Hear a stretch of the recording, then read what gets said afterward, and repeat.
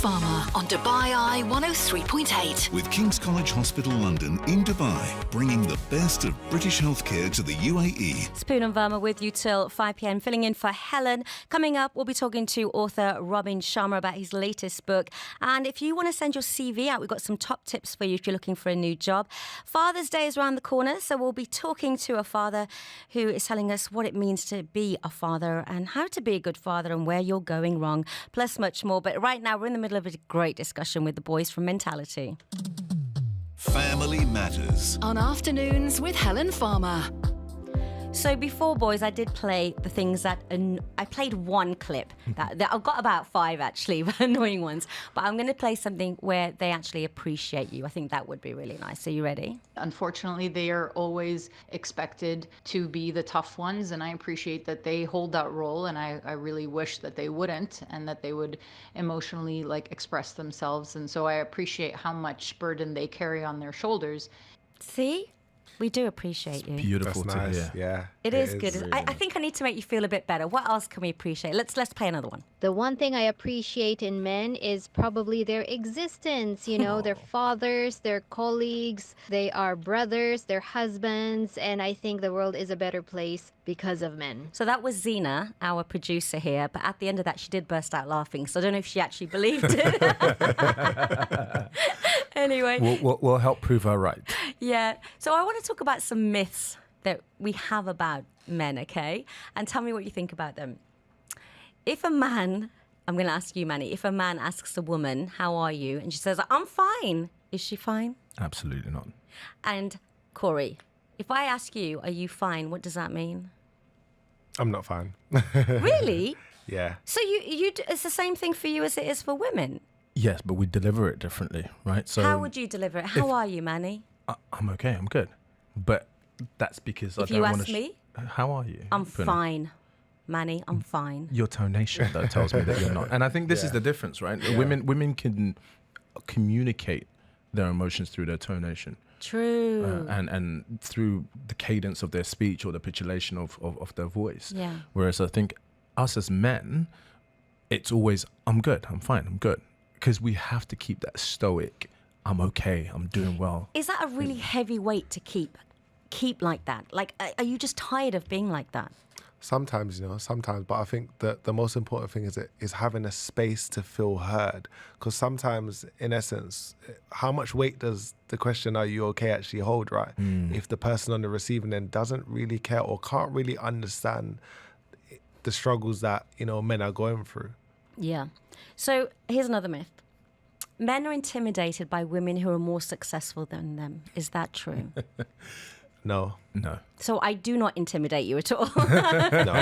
No, I think from my experience, most men that I have in my circle, both kind of close and wider circle, actually champion successful women. We like to see successful women. I like that. I think it's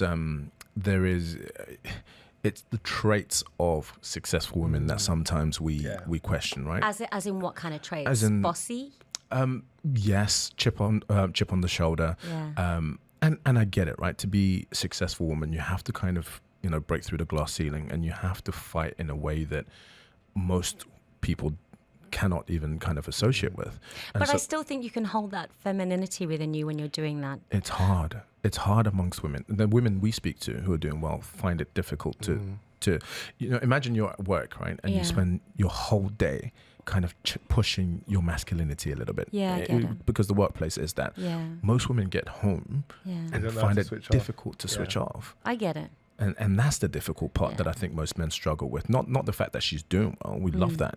It's when we speak, can we have the masculine and feminine balance? I do know a lot of lawyers felt that in the legal industry because they're around a lot of men and they were trying to push a lot of barriers, and it's always been a bit of a man's world there, as well as other industries. I mean, we're lucky here. There's a big. I don't feel that pressure at all here, and I think women are very creative. So there's a lot of creative producers and newsreaders here. What about nice guys finish last? Do girls not go for nice guys? I mean, I remember when I was younger, I would go for the cool guy, but he was never nice. I think the thing is with that statement, I think there is definitely some truth in that. I don't think it's in its entirety. I think the context is what's missing. I think a lot of the times what I would advise to men with regards to that exact saying is more so, don't necessarily listen to what the women are saying. Watch how they respond to you, right? Because you just made a perfect example in the terms of going for the cool guy, and he wasn't necessarily the nice guy, right? No. There are some drivers beyond being a nice guy Yeah. that maybe get the response of women, which kind of gives this perception of nice guys finishing last.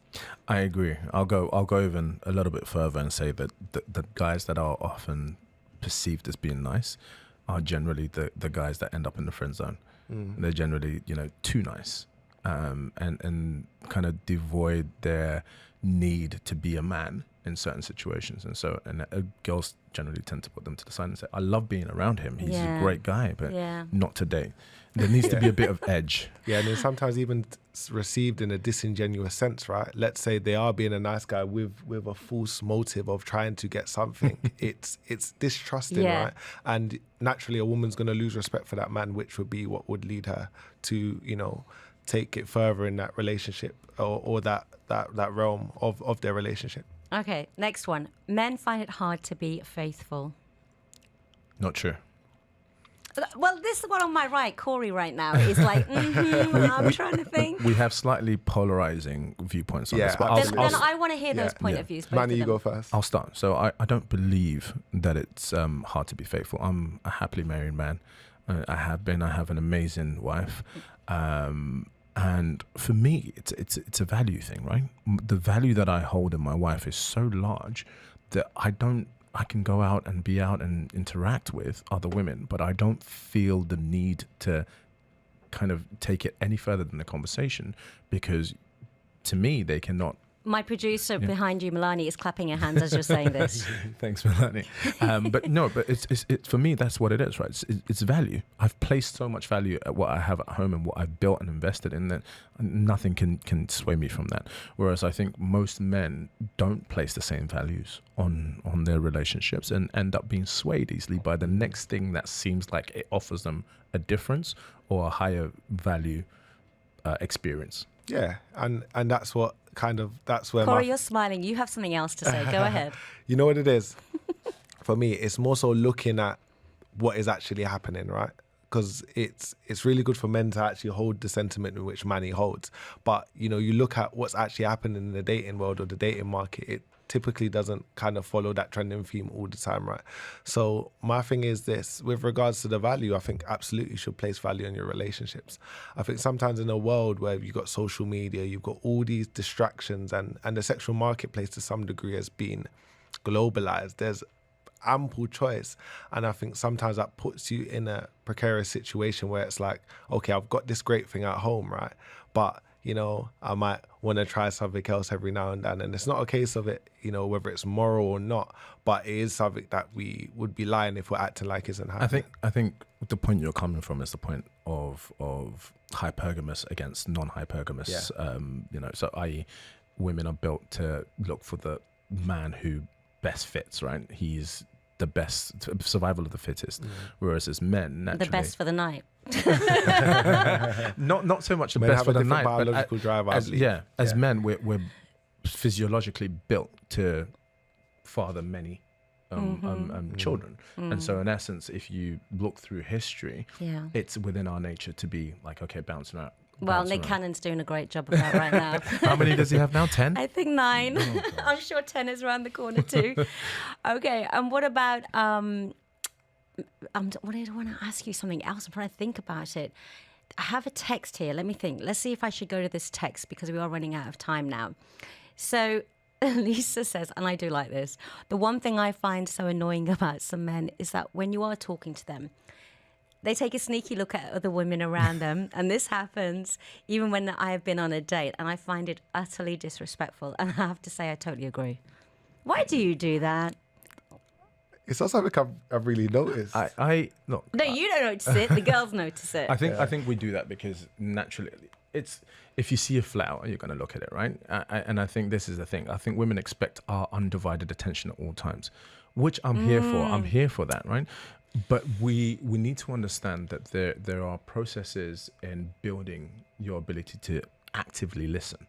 And I think if you're on a date or speaking to a woman, if you can tune yourself to actively listening, i.e. looking at the body language, looking at listening to the, like I said before, the cadence of their voice, looking at their tonality, looking at their hand gestures, understanding who they are beyond just the words that are coming in their mouth, you then kind of are not in a place where you'll get distracted.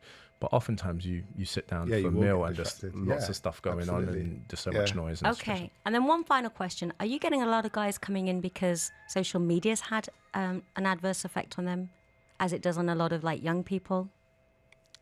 Yes. There's a lot. I mean, Corey can speak to this. We actually did a post not too long ago about the distractions of social media and how it causes people to question who they are. Yeah. And whether or not they're doing the right things or have enough money or, have best looking wife at home and so on and so forth. And having that exposure to that much. There's an overabundance of reference, right? Because we're constantly comparison ourselves to other people as opposed to staying on our path, staying on our purpose, and understanding that, you may reap the fruits of your harvest later as versus someone else. And in essence, social media is a highlight reel, isn't it? Everyone's showing their best lives. Totally. So when you pretending to show their best life. Absolutely. Yes. When you comparisize to that, sometimes it can be detrimental. Well, I wish I had another hour with you guys. We'll have to bring you back again because there's plenty more to speak about. So tell us where people can contact you, join in with the conversations, some of the events you've got coming up. It's mentality_podcast DXB. So that's MEN_tality. Yes, men_tality podcast on Instagram, and you can reach out to us directly there. And I always say our Instagram acts as an extension of our conversations. You see we have Instagram lives bi-weekly, all our events and stuff are promoted via there. And it's a space where you can just come and just drop us a message and start a conversation. We're also on YouTube, where we put out bi-weekly film podcast on there, and then we have events roughly every 6 weeks or so. Next one is in September, and should we tell them what Tell me what the topic is. It's called He's Not Your Friend. He's not your friend. Yeah.